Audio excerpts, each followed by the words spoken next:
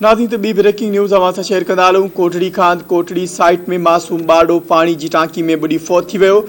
Labour colony वारे इलाइक़े में छहनि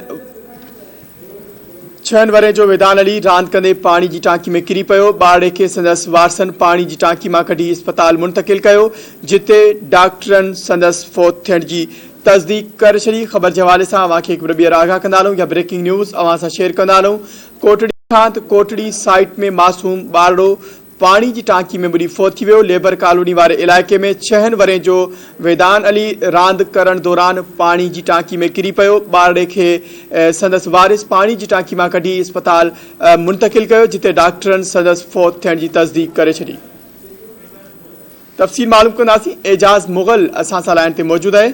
एजाज़, अपडेट कजो, वधीक छा तफ़सील आहिनि? इलाइक़े में 6 वरियनि जे नींगर वेदान अली घर ॿाहिरि रांदि कंदे पानी जी टंकी में किरी फौत थी वियो। जंहिं बाद नींगर जी लाश खे कढी कोठी जे ब्लाउल मेडिकल कॉलेज अस्पताल मुंतक़िल कयो, जितां ज़रूरी कार्रवाई बाद लाश वारसनि हवाले कयो आहे। होॾां नींगर जो लाश घर पहुचण ते घर में कोरां थी वियो आहे। जी एजाज़, अपडेट करण लाइ अवां जी वॾी महिरबानी। नाज़रीन, एजाज़ मुग़ल अपडेट करे हो ख़बर अवां सां शेयर कंदा हलूं। लेबर कॉलोनी वारे इलाइक़े में 6 वरे जो वेदान अली रांदि करण दौरान पानी जी टांकी में किरी बुॾी फौत थी वियो।